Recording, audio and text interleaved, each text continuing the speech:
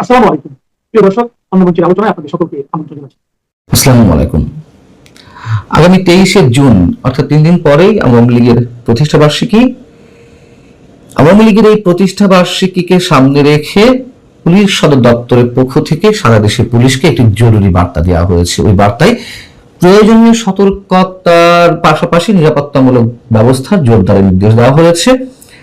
কিন্তু ওই চিঠিতে এমন কিছু বক্তব্য রয়েছে যা পুলিশের কোনো চিঠিতে এর আগে আর কখনো দেখা যায়নি। আবার অন্যদিকে বিশেষভাবে আওয়ামী লীগের রাজনৈতিক কার্যক্রমকে কেন্দ্র করে গত 2 বছরের মধ্যে যে ধরনের চিঠি এর আগে দেওয়া হয়েছে পুলিশের বিভিন্ন পর্যায়ে বা যে ধরনের বক্তব্য দেওয়া হয়েছে পুলিশের পক্ষ থেকে, তার থেকে এই চিঠির কোনো কোনো বক্তব্য আরো বেশি নমনীয়। আসলে বিষয়টি কি কি ঘটতে যাচ্ছে 23শে জুন। চিঠিতে যেটি বলা হয়েছে, মূল যে বক্তব্যটি সেটা হচ্ছে যে আওয়ামী লীগের প্রতিষ্ঠা বার্ষিকী উপলক্ষে সেদিন দলটির তরফে দেশের বিভিন্ন জেলায় দলীয় কার্যালয়ে পতাকা উত্তোলন এবং প্রতিষ্ঠা বার্ষিকীর ব্যানার নিয়ে প্রকাশ্যে মিছিল হতে পারে। এর ফলে দেশের অন্যান্য রাজনৈতিক দল, বিশেষ করে এনসিপির নেতাকর্মী ও বৈষম্য বিরোধী ছাত্রদের সাথে সংঘর্ষ তৈরির আশঙ্কা রয়েছে। এবারে যে কথাটি এখানে উল্লেখ রয়েছে যে পাশাপাশি তাদের কর্মকাণ্ডে বাধা দিলে আইন শৃঙ্খলা বাহিনীর উপর ক্ষুব্ধ হতে পারে বলেও আশঙ্কা করা হচ্ছে। এই যে শেষের লাইনটি, এটি মোর সিগনিফিকেন্ট। এই বিষয়ে গণমাধ্যমের পক্ষ থেকে পুলিশের ঊর্ধ্বতন কর্মকর্তাদের বক্তব্য জানতে চাওয়া হয়েছে। তারা বলছে যে একাধিক গোয়েন্দা সংস্থার প্রতিবেদন থেকে আগাম সতর্কতার অংশ হিসেবে সারা দেশে ওই বার্তা দেওয়া হয়েছে। যদিও সংঘর্ষের কোনো আশঙ্কা নেই, তারপরেও পুলিশ সতর্ক, নিরাপত্তামূলক ব্যবস্থা নেওয়া হয়েছে। যেটি বলুক না কেন, এই যে বলা হলো যে আইন শৃঙ্খলা রক্ষাকারী বাহিনীর উপরে ক্ষুব্ধ হতে পারে কারা? আওয়ামী লীগের নেতা কর্মীরা। ক্ষুব্ধ হয়ে কি ঘটতে পারে? তার মানে কি পুলিশ আতঙ্কে রয়েছে? আইন শৃঙ্খলা বাহিনীর উপরে ক্ষুব্ধ হতে পারে, যেটি বলছিলাম যে এই ধরনের শব্দ এর আগে আমার জানা মতো পুলিশের আর কোন চিঠিতে, সেটা আওয়ামী লীগকে কেন্দ্র করে হোক বা অন্য কোনো বিষয়কে কেন্দ্র করে হোক, এ ধরনের শব্দ চয়ন আমরা দেখিনি। একটি বিষয় মনে করে দিতে চাই যে ছাত্রলীগের সভাপতি কদিন আগে একটি ভিডিও বার্তা দিল। সেখানে বলা হয়েছিল যে যে ছাত্রলীগ আওয়ামী লীগের নেতা কর্মীদেরকে ধেয়ে আসছে, যে হাত ছাত্রলীগ আওয়ামী লীগের নেতা কর্মীদের দিকে ধেয়ে আসছে, সেই হাত সময় মতো আমরা গুড়িয়ে দিব। বাস্তবতা কি তাই বলছে? তেমন কোন অনাকাঙ্ক্ষিত সময় আমাদের জন্য আবারও অপেক্ষা করছে? বাস্তবতা যা চলছে তার থেকে সে ধরনের আশঙ্কা হতেই পারে। এবং একথাও তো সত্য যে পুলিশের মনোবল এখনো সঠিক জায়গায় আসেনি। পুলিশের মনোবলে এখনো যথেষ্ট পরিমাণ ঘাটতি। একদিকে পুলিশ হত্যার বিচার হয়নি। 2024-এর 5 আগস্টকে কেন্দ্র করে যে শত শত পুলিশ হত্যাকাণ্ডের শিকার হয়েছে বলে অনেকে দাবি করেন, সেই পুলিশ হত্যার বিচার বিএনপি করবে না, জানিয়ে দিয়েছে। সরকারের পক্ষ থেকে জানিয়ে দেওয়া হয়েছে, দায় মুক্তি দেওয়া হয়েছে। এইসব ঘটনাকে কেন্দ্র করে যারা পুলিশ হত্যা করেছিল কাদেরকে দেওয়া হয়েছে? সেই বৈষম্য বিরোধী ছাত্র আন্দোলনের নেতারা যারা সামনে সারিতে ছিল বা এর সঙ্গে জড়িত, দায় মুক্তি দেওয়া হয়েছে। অর্থাৎ এই ধরনের ঘটনা যদি ভবিষ্যতে ঘটে, যারাই ঘটাক না কেন, পুলিশ তার কোনো বিচার পাবে না। আবার অন্যদিকে পুলিশের সংস্কৃতিতে, পেশাগত জায়গার সংস্কৃতির কথা বলছি, সেখানে কি কোনো পরিবর্তন এসেছে? আসেনি। এখনো তো অনেকের কাছে মনে হয় যে পুলিশকে এখনো সরকারের লাঠিয়াল বাহিনী হিসেবেই কাজ করে যেতে হচ্ছে। আবার অন্যদিকে আওয়ামী লীগের, ছাত্রলীগ, যুবলীগের নেতা কর্মীরা বেপরোয়া হয়ে উঠছে। গত কয়েকদিন আমরা তো সারা দেশে কয়েকদিন বেশ কিছুদিন ধরে একের পর এক মিছিল প্রকাশ্য হতে দেখছি। আগে দেখতাম যে হেলমেট পরে কোন রকম ঝটিকা মিছিল দিয়ে, ব্যানার নিয়ে, দৌড়ঝাঁপ দিয়ে পালিয়ে যেত, কিন্তু এখন প্রকাশ্যে আসছে একে একে সারা দেশের নেতা কর্মীরা। এমনকি পুলিশের সামনে দিয়েও তারা প্রকাশ্যে মিছিল নিয়ে চলে যাচ্ছে, কোথাও কোথাও পুলিশ দাঁড়িয়ে থাকতে বাধ্য হচ্ছে। মহাখালীতে দুদিন আগে আওয়ামী লীগের যে মিছিল, সেই মিছিল থেকে আবার ককটেল ফোটানো হলো। এমনকি গণভবনের সামনে দিয়েও প্রকাশ্যে যুবলীগের মিছিল হলো। এইগুলো হওয়ারই কথা। অনেক আগে থেকেই বলে আসছে যে এইভাবে আওয়ামী লীগ রাজনৈতিক কার্যক্রম যেভাবে নিষিদ্ধ করে রাখা হয়েছে, এইভাবে আজীবন যে দলটি নেতাকর্মীরা মানে এই আইনের প্রতি শ্রদ্ধাশীল থেকে তারা বসে থাকবে, এমনটি মনে করার কোনো কারণ নেই। এবং তাদের পিঠ যখন দেয়ালে ঠেকে যাবে, তখন তারা বাধ্য হয়ে সামনের দিকে আসবে। এটাই বাস্তবতা। এটি যে কারো ক্ষেত্রেই বলা যায়। বিএনপি যদি হতো, বিএনপি ক্ষেত্রেও বলা যেত। ইউনূস সরকারের বিরুদ্ধে আমরা দেখেছি জনমনে ক্ষোভ বাড়তে লাগলো, জনরোষ তৈরি হতে লাগলো। ফ্যাসিস্ট বলে যেভাবে মবতন্ত্র কায়েম করা হয়েছিল, যেভাবে আওয়ামী লীগের সাধারণ নেতা কর্মীদের ঢালাওভাবে গ্রেপ্তার করা হচ্ছিল, তাদের উপর মব চালানো হচ্ছিল, ঘর বাড়ি জ্বালিয়ে দেওয়া হচ্ছিল। যারা আওয়ামী লীগ করে না তারাও তো বিক্ষুব্ধ হয়ে উঠছিল। কি শুরু হলো দেশে, এমন প্রশ্ন সবার ছিল। বিএনপি সরকারের বিরুদ্ধেও এই ধরনের বিক্ষোভ, জনবিক্ষোভ সৃষ্টি হতে পারে, এই বক্তব্য আমার না, এটি খোদ লন্ডনের ঐতিহ্যবাহী চ্যাথাম হাউসের একটি প্রতিবেদনও সেই বক্তব্য উঠে এসেছে। সেখানে বলা হচ্ছিল যে জন আকাঙ্ক্ষা বুঝতে না পারলে বা জনগণের প্রতি দেওয়া প্রতিশ্রুতি বাস্তবায়ন করতে না পারলে বিএনপি বিরুদ্ধে গণবিক্ষোভ সৃষ্টি হতে পারে। আওয়ামী লীগের অনেক নেতাকর্মীর বিরুদ্ধে অনেক ধরনের অভিযোগ রয়েছে, দুর্নীতি থেকে শুরু করে সন্ত্রাসী কর্মকাণ্ড অবশ্যই অভিযোগ রয়েছে, এবং শুধু অভিযোগ কেন, বাস্তবতাও রয়েছে। আমরা সবাই চাই সেগুলোর বিচার হোক। কিন্তু যেভাবে আওয়ামী লীগকে এক প্রকার নিষিদ্ধ করে রাখা হয়েছে, মানে আওয়ামী লীগ থাকবে না, আওয়ামী লীগ নামে কোনো নাম, মানে এই ধরনের কোনো নাম গন্ধ কিছু থাকবে না, সেটিকে একেবারে ভ্যানিশ করে দিতে হবে, এই শক্তিটিকে বাদ দিয়ে তার যে বিরোধী শক্তি আছে তারাই কেবল রাজনীতি করবে, এটি হতে পারে না, এটি হয় না, এটি হয় না।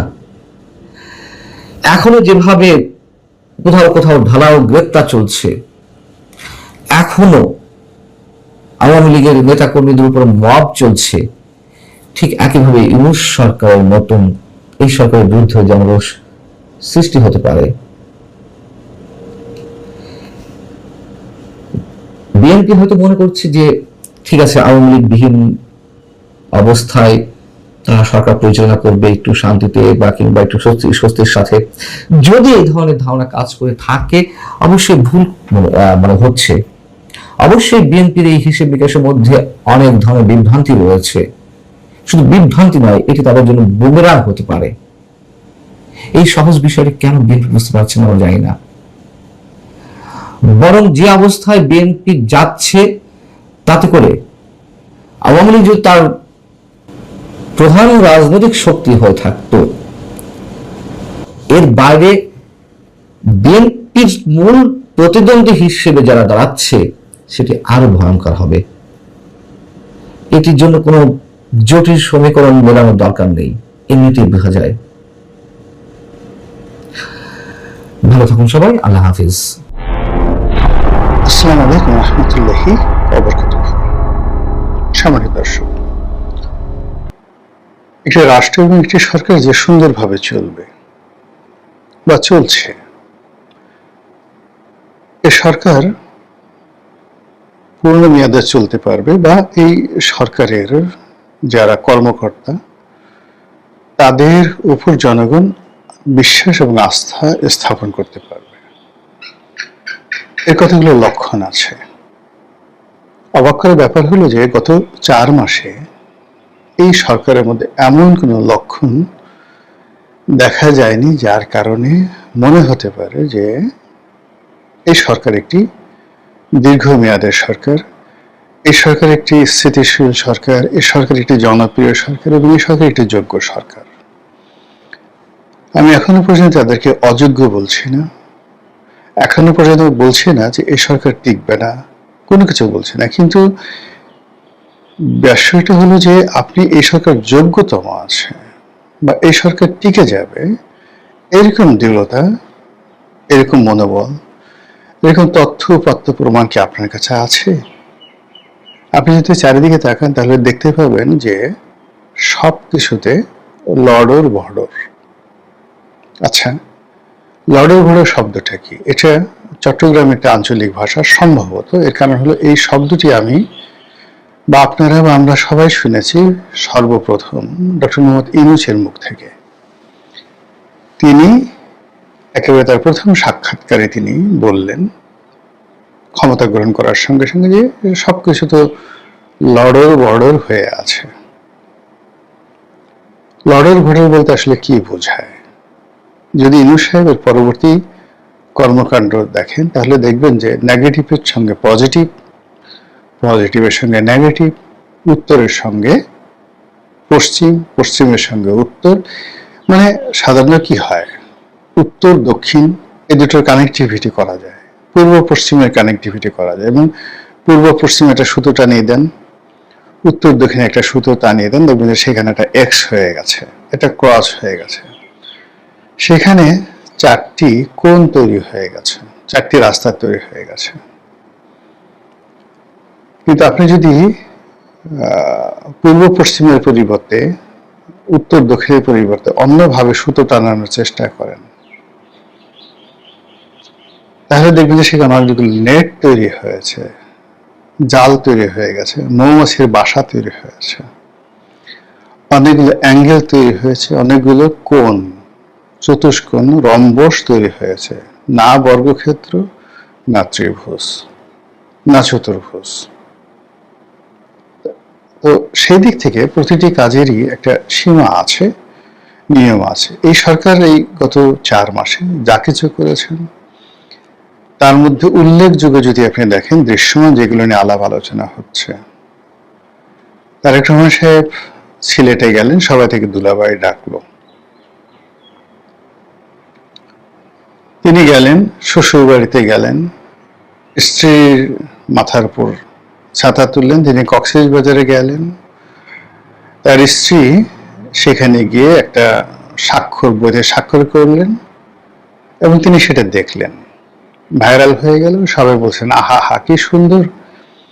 দেখুন, জুবাইদুর রহমান পরিদর্শন বইটা স্বাক্ষর করছেন ডুলারি হাজারি পার্কে, আর সেটা মুগ্ধতা নিয়ে প্রধানমন্ত্রী দেখছেন। এগুলো হলো খবর। তারপর খবর কি, তারেক রহমান সাহেব তার স্ত্রী কন্যাদেরকে নিয়ে সিনেমা দেখতে যাচ্ছেন, মঞ্চ নাটক দেখতে যাচ্ছেন, খবর। এরপরে খবর কি, জায়মা রহমান ব্যারিস্টারি পাশ করার পরে সুপ্রিম কোর্টের যে এমসিকিউ পরীক্ষা রয়েছে উকিল হওয়ার জন্য, অ্যাডভোকেট হওয়ার জন্য, সেখানে তিনি পাশ করেছেন। তিনি বাংলাদেশের যে ক্রীড়া শিক্ষা প্রতিষ্ঠান রয়েছে বিকেএসপি, সেখানে গেছেন, তরুণ তরুণীদের সঙ্গে খেলতে গিয়ে বাম পা দিয়ে গোল করেছেন। এবং এটা হলো যে আমিনুল ইসলাম যে মন্ত্রী, তিনি একবার বলেছিলেন যে জায়মা রহমান চেলসিতে খেলেছেন, ইংল্যান্ডে একজন বিখ্যাত ফুটবল ক্লাব। তখন লোকে ঠাট্টা এবং মস্কারা করেছে। এটা প্রমাণ করার জন্য সরকারের প্রত্যেকটা ব্যক্তি যে তিনি যে আসলে ফুটবল খেলতে পারেন এটা প্রমাণ করার জন্য তাকে বিকেএসপিতে নিয়ে যাওয়া হয়েছে এবং সেটাকে ভাইরাল করা হয়েছে। এই রকম কাজ এবং কর্ম ছাড়া আপনি দেখান তো যে is there any big deal? শুধুমাত্র পদ্মা ব্যারাজের ব্যাপারে একটা সিদ্ধান্ত গ্রহণ করা হয়েছে, এটা ছাড়া। কিন্তু সেই পদ্মা ব্যারাজে নির্ভর করবে ভারতের সঙ্গে আপনার সম্পর্ক।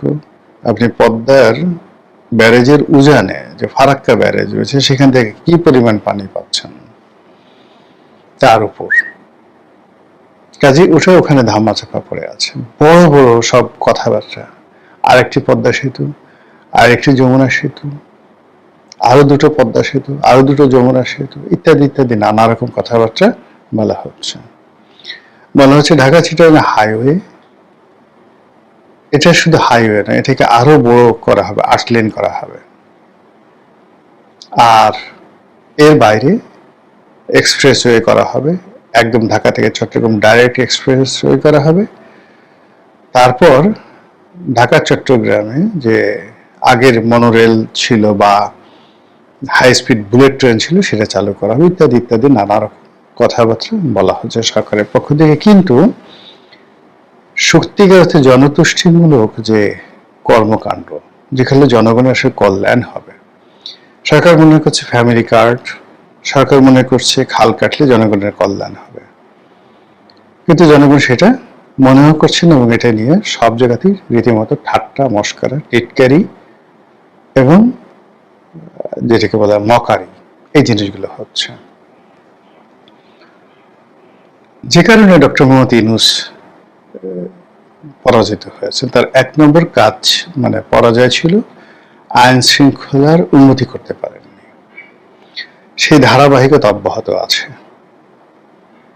আর সেই ধারাবাহিকতার সঙ্গে যেটা রাষ্ট্রের অস্তিত্বকে নষ্ট করেছে সেটা হলো বিরোধী দলের উপর দমন পীড়ন, বিশেষ করে আওয়ামী লীগের উপর সেটা চলমান।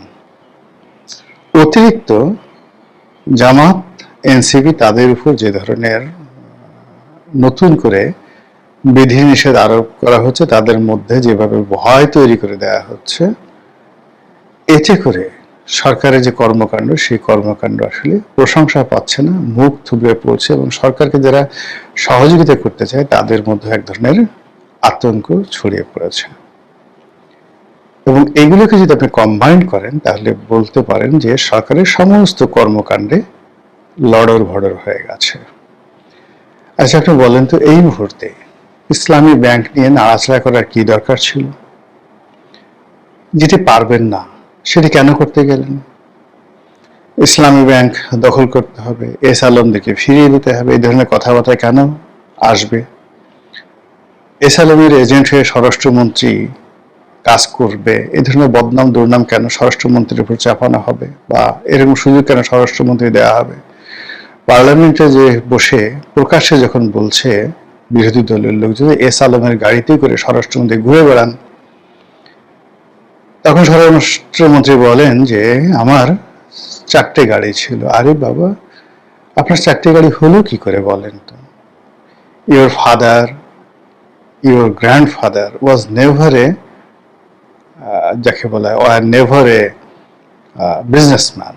আপনার পারিবারিক অর্থ সম্পদ এমন পর্যায়ে ছিল না, একেবারে সাধারণ একটা পরিবার থেকে আপনি এসেছেন। তো সেক্ষেত্রে এই সাধারণ থেকে অসাধারণ হতে হলে আপনাকে একটা বিজনেস, যাকে বলা হয় সময় থাকতে হবে। সেই সময়টা কখন পেলেন আপনি বলেন তো?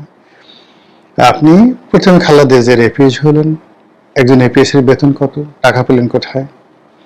তারপর আপনি একজন প্রতিমন্ত্রী হলেন, প্রতিমন্ত্রীর বেতন কত? এরপর 111 হলো, 111 সময় আপনি ওই যে আপনি আউট অফ স্টেশন, তা আপনার জীবনের সময়টা হলো মাত্র চাকরিজীবী হিসেবে 91 থেকে 96, তারপরে মন্ত্রী হিসেবে 2001 থেকে 2006, বা আমার আসলে ওইরকম উনি একবার মানে যাকে বলা হয় যোগাযোগ প্রতিমন্ত্রী ছিলেন এবং সেই যোগাযোগ প্রতিমন্ত্রী হিসেবে চট্টগ্রামের যে মেরিন ড্রাইভটা রয়েছে, ওই মেরিন ড্রাইভ তখন যোগাযোগ মন্ত্রী ছিলেন অলি আহমেদ। সেই অলি আহমেদ অধীন তিনি যোগাযোগ প্রতিমন্ত্রী ছিলেন, যেহেতু তিনি কক্সবাজারে ছিলেন এবং অলি আহমেদ বেসিক্যালি খুব রিল্যাক্স টাইপের। তো তিনি অনেক ব্যাপার আসলে এখানে তাকে হস্তক্ষেপ করতে পারতেন না এবং সেই কারণে কি হলো, আপনি দেখেন আজকের যে কক্সবাজারের যে যত হোটেল মোটেল জোন আছে, যত জমি এই সমুদ্রের তীরে দখল করা হয়েছে, ভরাট করা হয়েছে, এবং এই যে যত হোটেল মোটেল আছে কলাতলি বীচ থেকে শুরু করে একেবারে সেই আপনার যাকে বলে লাবণী পয়েন্ট থেকে শুরু করে একেবারে সেই এখন যদি আপনি ধরেন এদিকে সেই নতুন যে সাইমন বিচ রিসোর্ট হোটেল, তারপরে আর একটু সামনে গিয়ে পুরো যে জায়গাটি, এবং এদিকে যে কক্সবাজারের সদরের এমপি, তার 4-5 বিঘার জায়গার উপরে একটা বাড়ি আছে, কাজল, ওনার বাড়ি, মানে ওই পুরো জায়গাটা, ওখানে আমার বাড়ি থেকে ওই রাস্তাটা যে গেছে, সেই রাস্তা থেকে একেবারে বিচ পর্যন্ত পুরো যে জায়গাটা, ভরাট থেকে শুরু করে এগুলো মানে বরাদ্দ দেওয়া, যদিও পূর্ত মন্ত্রণালয় দিয়েছে, বরাদ্দ দেওয়া থেকে শুরু করে সবকিছু সালাউদ্দিন সাহেবের নির্দেশে হয়েছে, এই কথা কক্সবাজারের তেলাপোকাও জানে। আচ্ছা, এই যে তার কথা মতো এই কাজগুলো হয়েছে, বিশাল একটা এলাকা বরাদ্দ হয়েছে, ভরাট হয়েছে, সবকিছু হচ্ছে, এর মাধ্যমে যদি কিছু আয় রোজগার হয়ে থাকে, এছাড়া আর কি ব্যবসা আছে তার, যে 4টা গাড়ি তিনি মেনটেন করতে পারেন? আমরাও তো 4টে গাড়ি আমার মেনটেন করার কথা কল্পনাই করতে পারি না। তো তিনি সেটা মেনটেন করেন এবং পার্লামেন্টে সেটা তিনি বলছেন। তা এই জিনিসগুলো আসলে লড়র ভড়র, তিনি খেয়ে হারিয়ে ফেলেছেন, তার ইজ্জতে আঘাত লেগেছে এবং মুখ ফসকে তিনি অনেক কথাগুলো বলে ফেলছেন। তার যদি এত ব্যবসা থাকবে, তিনি তার নিজের ছেলেকে কেন ডক্টর মোহাম্মদ ইউনূসের কাছে নিয়ে গিয়েছিলেন ওই সময় পরিচয় করার জন্য? তার সঙ্গে খালেদা জিয়ার সম্পর্ক ছিল, ভালো কথা। তার সঙ্গে খালেদা জিয়ার যে সম্পর্ক ছিল, তার শেখ হাসিনার সাথে আমার সম্পর্ক কোনো অংশে কম ছিল না, কোনো অংশে কম ছিল না। আমি কোনোদিন আমার স্ত্রী, আমার সন্তানদেরকে আমি কোনোদিন গণভবনে নেইনি, কোনোদিন বঙ্গভবনে নেইনি। একটা সিঙ্গেল ছবি আমার সাথে বা আমার পরিবার কারোর সঙ্গে শেখ রেহানা, শেখ হাসিনার নেই। এটা ব্যক্তিত্বের বিষয়, এটা পার্সোনালিটির বিষয়। তো যা হোক, এই যে সালাউদ্দিন সাহেব, অন্যান্য যারা সরকারের এই মুহূর্তে প্রভাবশালী, যেমন এখন স্বাস্থ্যমন্ত্রী খুব প্রভাবশালী হয়ে পড়েছেন, প্রচুর কথা বলছেন, অস্বাভাবিক কথাবার্তা বলছেন। এর বাইরে অন্যান্য যারা লোকজন আছেন, আমার খুবই স্নেহভাজন, প্রীতিভাজন, আমি তাদের নাম উচ্চারণ করতে চাই না, কিন্তু সবাই ওভার অ্যাক্টিং করছেন। এই ওভার অ্যাক্টিংটা হচ্ছে সরকারের জন্য একটা লড়র ভড়র।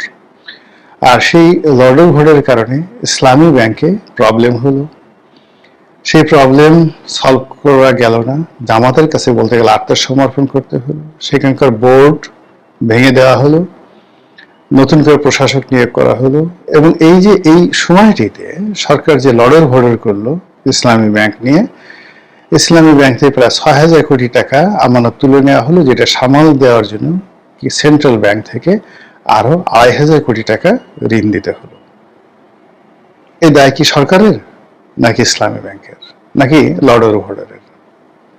তো এই যে কাজ ঘটছে, এর বাইরে আপনি দেখেন মগবাজারে যে হাসপাতাল আদ্দিন, এটি নিয়ে কি লঙ্কাকাণ্ড ঘটছে। স্বাস্থ্যমন্ত্রী লাইসেন্স বাতিল করে দিয়েছেন, আবার বলছেন হাসপাতাল লাইসেন্স বাতিল করেছি, মেডিকেল কলেজের করিনি, আবার বলছেন শুধুমাত্র এই শাখাটি বন্ধ করা হয়েছে, আদ্দিনের আরো যে শাখাগুলো রয়েছে, একটি বসুন্ধরার সাথে একটা শাখা আছে, অন্যান্য এলাকাতে শাখা আছে, যশোরে তাদের একটা আরো বিশাল ব্যাপক তাদের এস্টাবলিশমেন্ট রয়েছে, সেগুলো বন্ধ করা হয়নি। আবার বলা হয়েছে আদ্দিনের এই লাইসেন্স চালু করার জন্য আমার পিছনে কোটি কোটি টাকা নিয়ে ঘুরেছে, আমি এটা মানে টাকার কাছে বিক্রি হয়নি। আমি প্রধানমন্ত্রীকে বলেছি, প্রধানমন্ত্রী বলেছে আপনার যা ইচ্ছে তাই করেন। এই সকল কথাবার্তা অস্থিরতার লক্ষণ, এই সকল কথাবার্তা ফাটাকৃষ্ট হওয়ার লক্ষণ। অনিল কাপুর যেভাবে হিন্দি সিনেমাতে নায়কের ভূমিকা পালন করেছেন, এই সকল কর্মকাণ্ড নায়ক হওয়ার অভিলাষ। এই সকল কর্মকাণ্ডের ফলে যা তৈরি হবে তা হলো কেবলই লড়র ভড়র। আর এ সকল কাজ যত বেশি হবে, তত বেশি পর্দার আড়ালের খেলাধুলা, চক্রান্ত এগুলো চলতে থাকবে, এবং সেগুলো শুরু হয়ে গেছে আলটিমেটলি। এখন বিরোধী দল বলছে, মানে জামাত এনসিপি, তারা সরকারকে বিশ্বাস করছে না, এই সরকারকে সুযোগ দেওয়া যাবে না, এই সরকারের প্রতি তাদের বিশ্বাস আস্থা নেই। এখন সংসদের ভিতরে প্রকাশ্যে অনেক কথা হচ্ছে, জামাতের যিনি সভাপতি তিনি প্রাণান্ত চেষ্টা করছেন, কিন্তু তার যারা তরুণ তুর্কি আছে, ডক্টর মাসুদের মতো লোক, তাদেরকে দমানো যাচ্ছে না। এদিকে সরকারের এই বিষয়গুলো নিয়ে নতুন বিএনপি নেতা রাশেদ, গণ অধিকারের সাবেক সাধারণ সম্পাদক, তিনি ছাড়া স্ট্রংলি এবং বোল্ডলি সরকারের পক্ষ সাপোর্ট করার মতো প্রেস এবং মিডিয়াতে অন্য কোনো মানুষ নেই। কেউ সরকারকে সমর্থন করছে না, বরং যে যার মতো সরকারের সমালোচনা করছে, কেউ এড়িয়ে যাচ্ছে, কেউ মানে বিএনপির বড় বড় নেতা তারা মুচকি হাসছে, আস্তে করে পাশ কাটিয়ে যাচ্ছে।